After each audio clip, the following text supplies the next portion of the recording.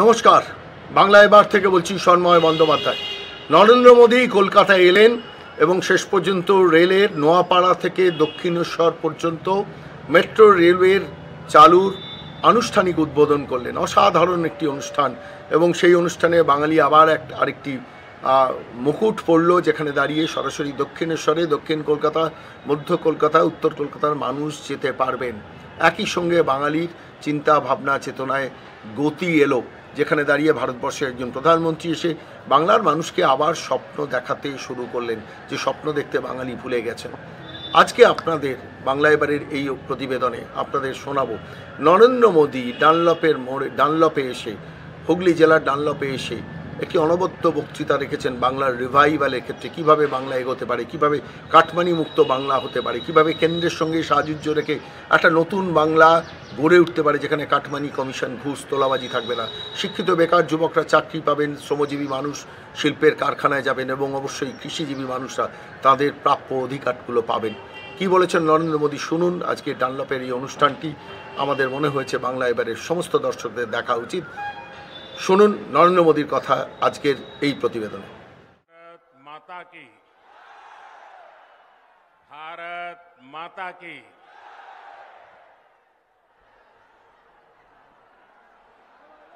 হুগলি নদীপুর বাংলার জল জীবন ধারা,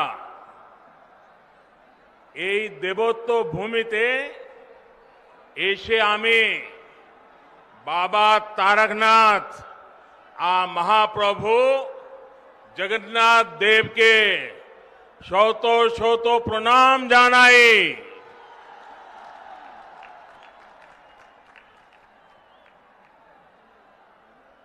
आप लोगों का ये उत्साह, ये उमंग, ये ऊर्जा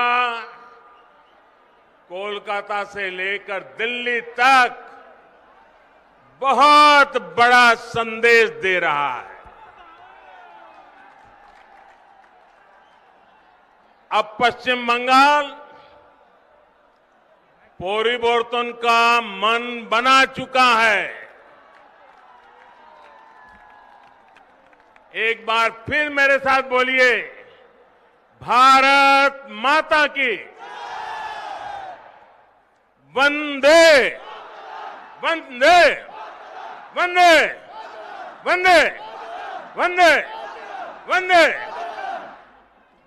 साथियों, आज इस वीर धरा से पश्चिम बंगाल अपने तेज विकास के संकल्प को सिद्ध करने के लिए एक बड़ा कदम उठा रहा है। पिछली बार मैं आपको गैस कनेक्टिविटी के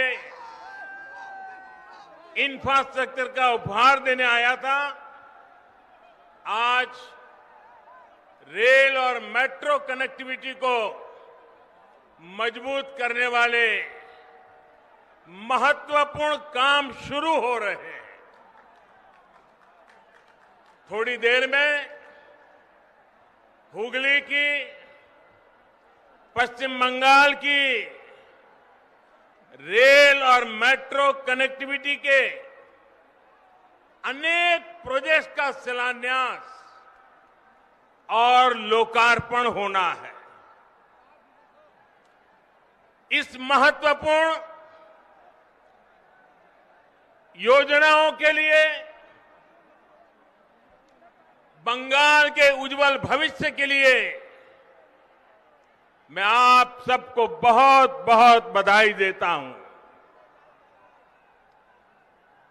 साथियों, दुनिया में जितने देश गरीबी से बाहर आए या गरीबी मिटाने में सफल हुए या विकसित देश बने, ऐसे सभी देशों में एक बात बहुत कॉमन देखी जाती है। इन देशों ने अपने अपने देश में सही समय पर बड़ी संख्या में इंफ्रास्ट्रक्चर का निर्माण किया। आधुनिक हाईवे, आधुनिक रेलवे, आधुनिक एयरवे, इन देशों के आधुनिक इंफ्रास्ट्रक्चर ने इन देशों को आधुनिक बनाने में मदद की। वहां ये एक प्रकार से परिवर्तन का बहुत बड़ा कारण बना। हमारे देश में भी यही काम दशकों पहले होना चाहिए था, लेकिन हुआ नहीं। अब हमें देर नहीं करनी है, हमें एक पल भी रुकना नहीं है, हमें एक पल भी गंवाना नहीं है। इसी सोच के साथ आज देश में आधुनिक इंफ्रास्ट्रक्चर के निर्माण पर अभूतपूर्व जोर दिया जा रहा है, अभूतपूर्व निवेश किया जा रहा है। बेहतर इंफ्रास्ट्रक्चर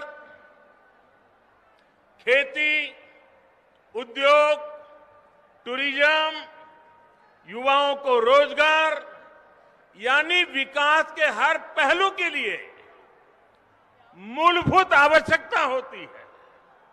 इसलिए पश्चिम बंगाल में भी कनेक्टिविटी से जुड़ा इंफ्रास्ट्रक्चर ये भारत सरकार की प्राथमिकता है, हमारी भी प्राथमिकता है।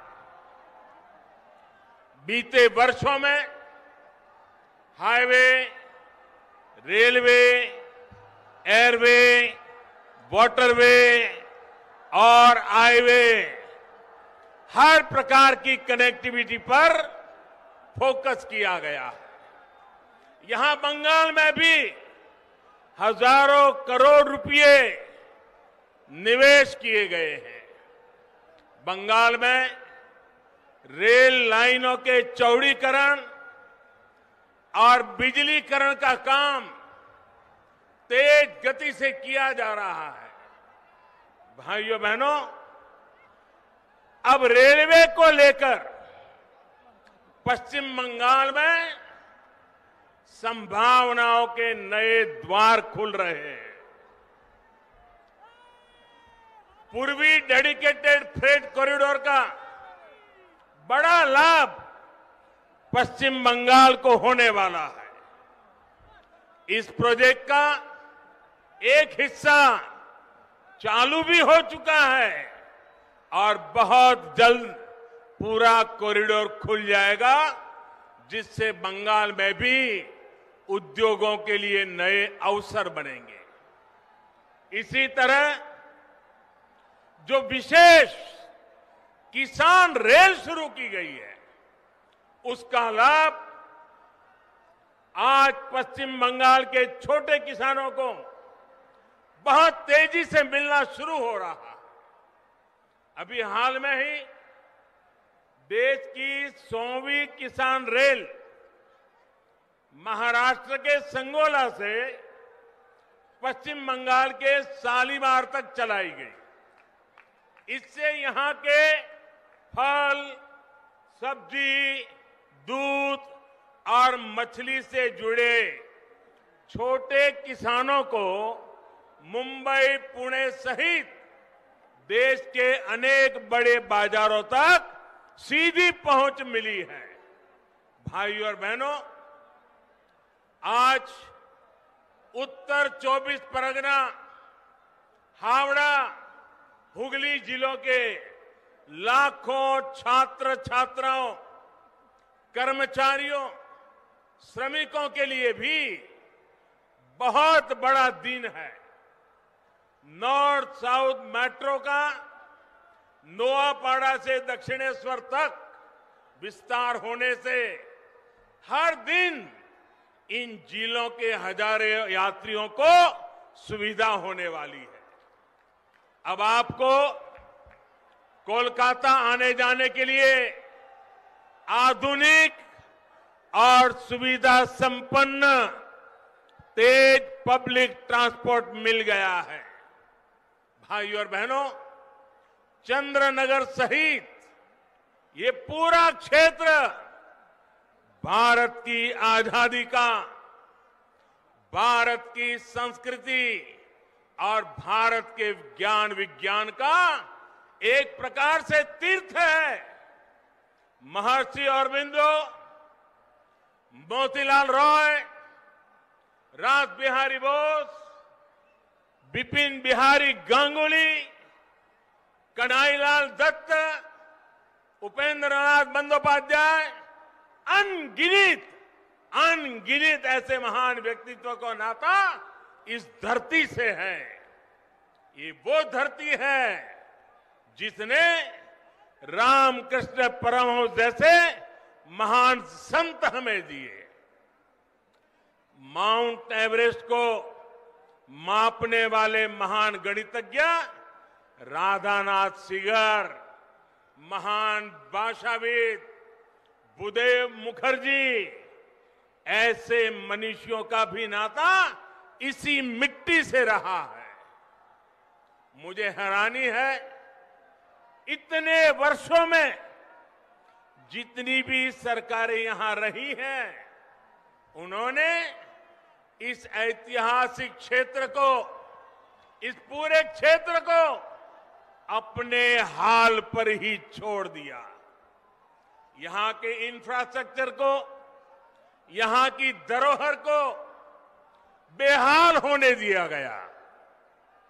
मुझे बताया गया है कि वंदे मातरम भवन, जहां बंकिम चंद्र जी 5 साल रहे, कहते हैं कि वो तो बहुत बुरी हालत में है। ये वो भवन है जहां उन्होंने वंदे मातरम की रचना को लेकर मंथन किया। वो वंदे मातरम जिसने आजादी की लड़ाई में नए प्राण फूके, हमारे क्रांतिवानों को नई ताकत दी, मातृभूमि को सुजलाम सुफलाम बनाने के लिए हर देशवासी को प्रेरित किया। वंदे मातरम सिर्फ इन 2 शब्दों ने गुलामी की निराशा में जी रहे देश को नई चेतना से भर दिया था। ऐसे अमर गान की रचना करने वाले के स्थान को न संभाल पाना बंगाल के गौरव के साथ बहुत बड़ा अन्याय है। और इस अन्याय के पीछे बहुत बड़ी राजनीति भी है।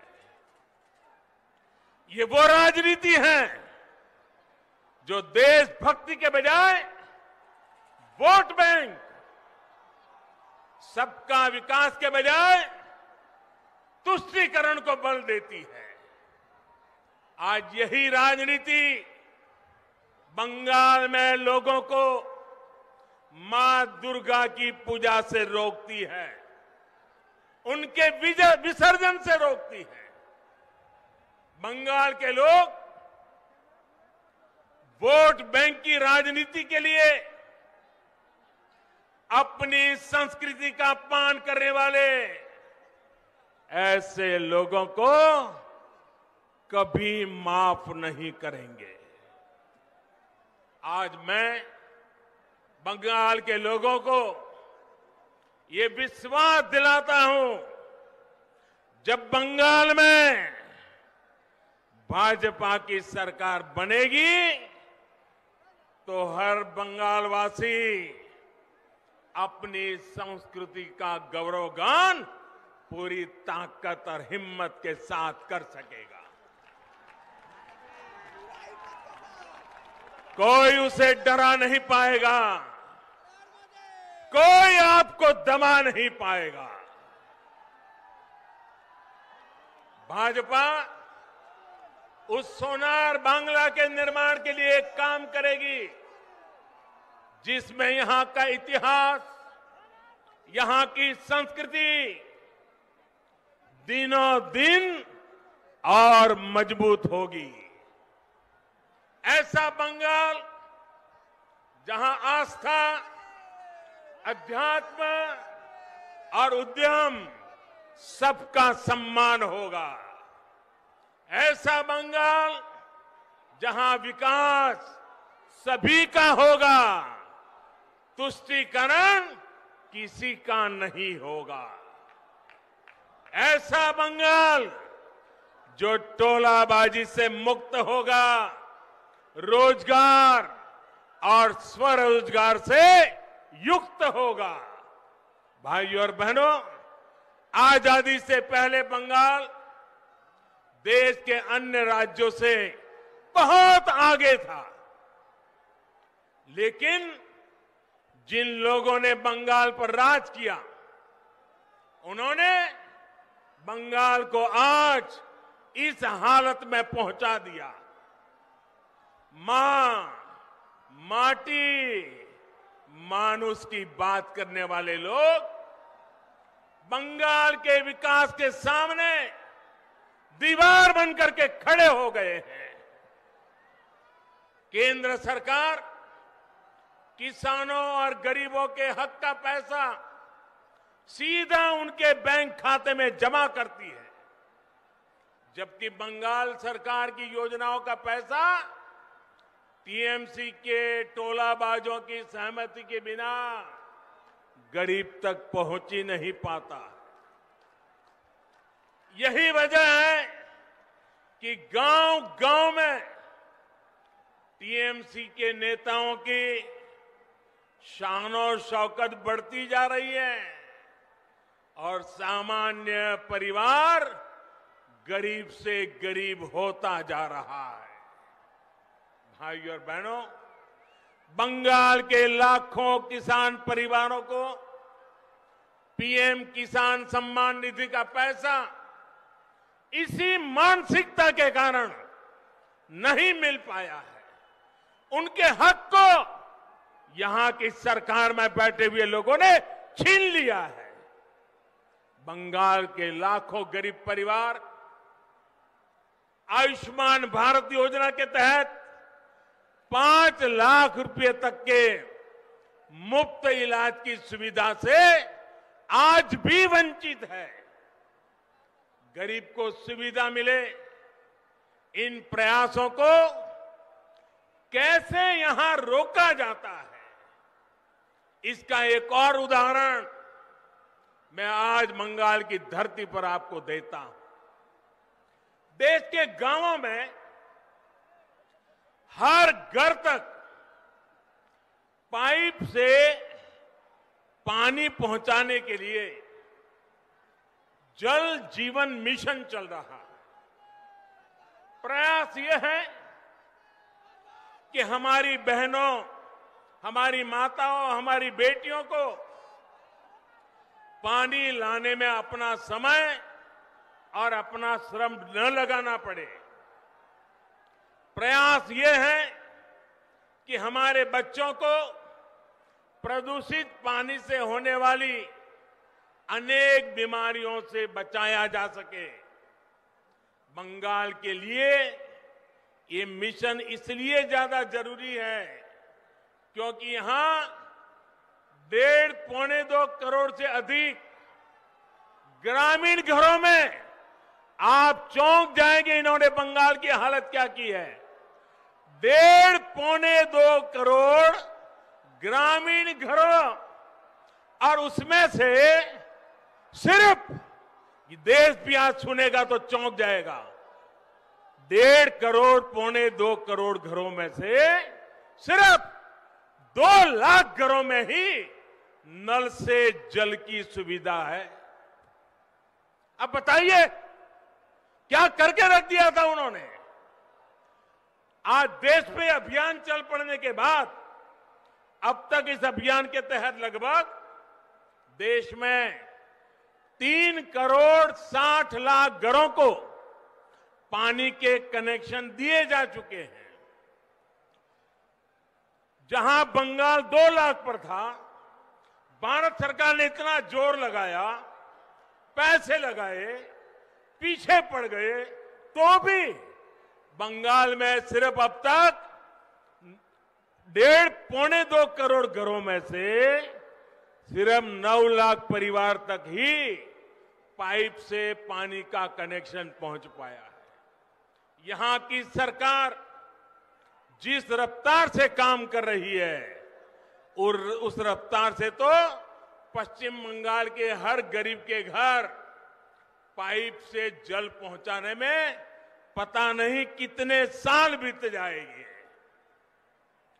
टीएमसी सरकार गरीबों के घर तक पानी पहुंचाने के लिए कितनी गंभीर है, इसका एक और उदाहरण आपको देता हूं। मैं आपसे पूछना चाहता हूं, क्या बंगाल के लोगों को पीने का शुद्ध पानी मिलना चाहिए कि नहीं मिलना चाहिए? जरा पूरी ताकत से बोलिए, पीने का पानी मिलना चाहिए कि नहीं मिलना चाहिए? गांवों में भी मिलना चाहिए कि नहीं मिलना चाहिए? गरीब से गरीब को भी मिलना चाहिए कि नहीं मिलना चाहिए? ये आपका हक है कि नहीं है? यहां की सरकार ने काम करना चाहिए कि नहीं करना चाहिए? लेकिन हुआ क्या?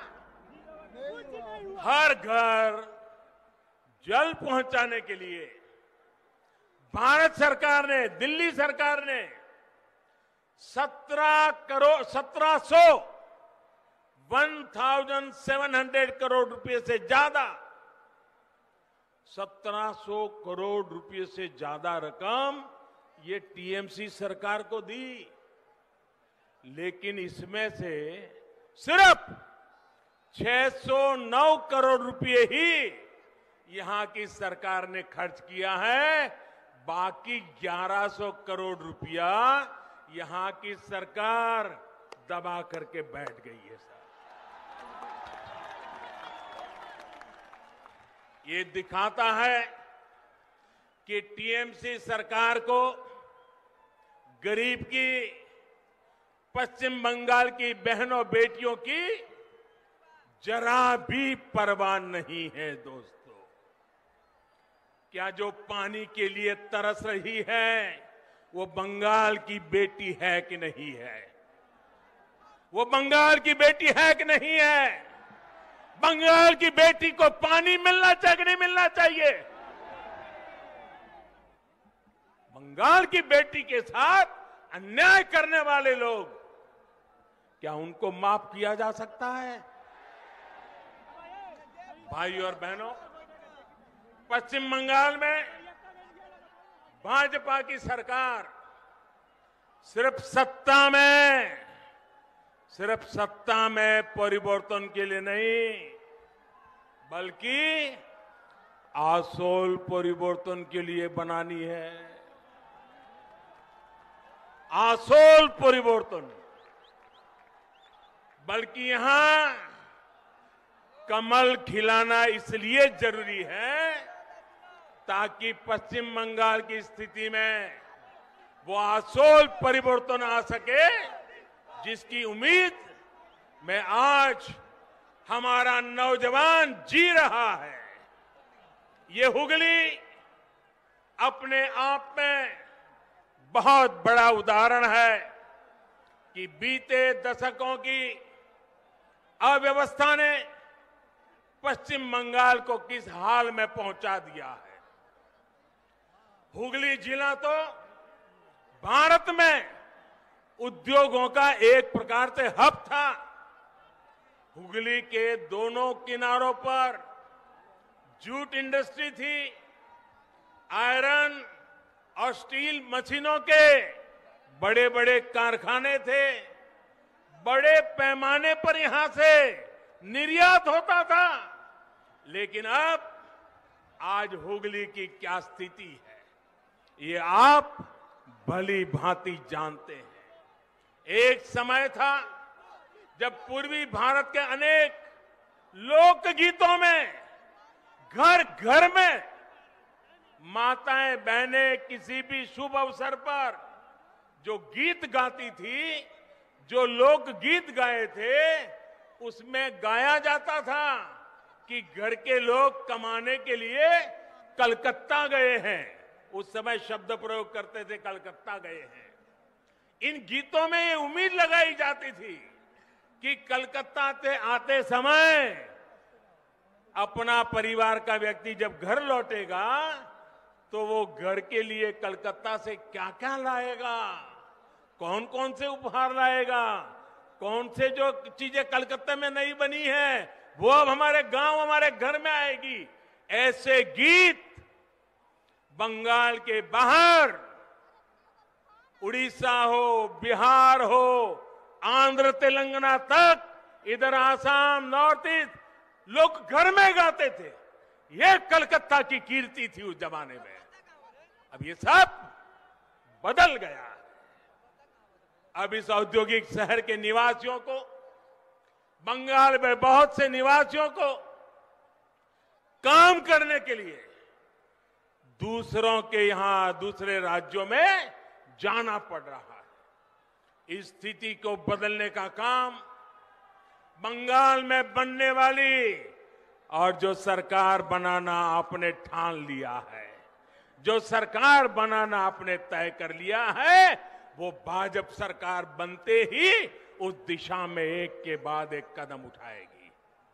भाजपा सरकार औद्योगिक विकास की नीतियों में बदलाव करेगी, तेजी से निर्णय लिए जाएंगे, इस क्षेत्र का विकास किया जाएगा। साथियों, एक दौर था जब पश्चिम बंगाल की जुट मिले देश की अधिकांश जरूरतों को पूरा करती थी, लेकिन इस इंडस्ट्री को भी अपने हाल पर छोड़ दिया गया था। जबकि इससे हमारे किसान, हमारे श्रमिक, हमारे गरीब, उनका इस व्यवसाय से सीधा नाता था। जब से केंद्र में भाजपा सरकार आई है, तब से जूट किसानों की विशेष चिंता की गई है। अब तो गेहूं की पैकेजिंग में भी जूट के बोरों को कंपलसरी किया गया है। चीनी की पैकिंग के लिए भी बड़ी मात्रा में जूट का उपयोग हो रहा है। साथियों, हुगली के आलू किसान जो यहां की शान रहे हैं, उनकी स्थिति भी किसी से छिपी नहीं है। यहां के आलू और धान, इसके जो किसान हैं, उन किसानों को कौन लूट रहा है, ये मुझसे ज्यादा आप लोग जानते हैं। जब तक यहां फूड प्रोसेसिंग के कारखाने नहीं लगेंगे, जब तक किसानों को अपनी उपज बेचने की आजादी नहीं मिलेगी, तब तक ना तो किसानों का हित होगा और ना ही मेरे मजदूर भाइयों बहनों का होगा। साथियों, बंगाल में निवेश के लिए उत्साह की कमी नहीं है। मुसीबत है सरकार ने जो माहौल बनाया है, कट कट कट का जो कल्चर बनाया है, सिंडिकेट के हवाले बंगाल दे दिया है, उसी के कारण ये माहौल बिगड़ता गया है। जब भी मैं विदेश में प्रवासी बंगाली बहनों भाइयों से मिलता हूं, तो अपनी मातृभूमि के लिए योगदान देने के लिए हर बंगाल का बेटा बेटी आज दुनिया में कहीं भी होगा, वो यहां के लिए कुछ करना चाहता है। लेकिन उनकी सिर्फ एक ही शिकायत रहती है कि वो योगदान करे भी तो कैसे करे। आज के पश्चिम बंगाल में किराए पर, अगर किराए पर बिल्डिंग भी लेनी हो तो उसमें भी कट लगता है। और ये ऐसे बदमाशी कर रहे हैं कि दोनों तरफ से कट लेते हैं। बिना सिंडिकेट की इजाजत के किराए पर बिल्डिंग भी नहीं ले सकते। इस स्थिति को पश्चिम बंगाल के बारे में बनाई गई इस धारणा को हमें मिलकर के बदलना है और इसलिए यहां आसोल परिवर्तन लाना है। यहां पूर्व बहार से कमल खिलाना है।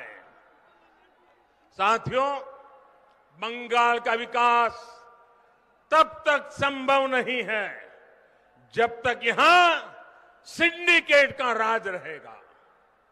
बंगाल का विकास तब तक संभव नहीं है जब तक यहां टोलाबाजों का राज रहेगा। बंगाल का विकास तब तक संभव नहीं है जब तक कट कल्चर बंगाल में रहेगा। बंगाल का विकास तब तक संभव नहीं है जब तक शासन प्रशासन गुंडों को आश्रय देगा। बंगाल का विकास तब तक संभव नहीं है जब तक कानून का राज पश्चिम बंगाल में स्थापित नहीं होता। ये तब तक संभव नहीं है जब तक पश्चिम बंगाल में सामान्य जन की सुनवाई करने वाली सरकार यहां नहीं बनती है। इसी स्थिति को बदलने के लिए आज पश्चिम बंगाल के कोने कोने से आवाज आ रही है। আর নয় অন্যায়, আর নয় অন্যায়, আমরা আসল পরিবর্তন চাই। আমরা আসল পরিবর্তन चाहिए।